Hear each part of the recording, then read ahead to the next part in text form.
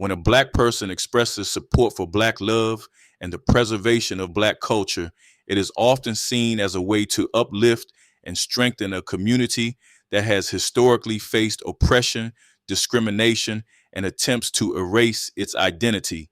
Black love is sometimes promoted as a means of rebuilding and maintaining strong black families, especially considering the historical efforts to separate black men and women, such as during slavery and even today through systemic issues.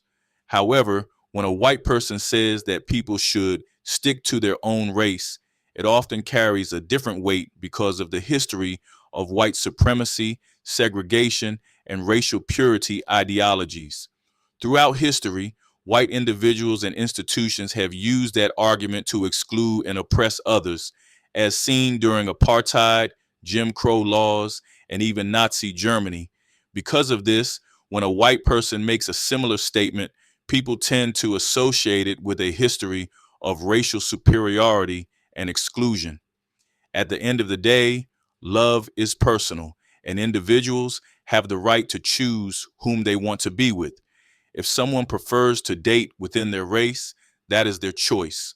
However, if the reason behind that preference is rooted in hatred or a belief in racial superiority, then it becomes problematic.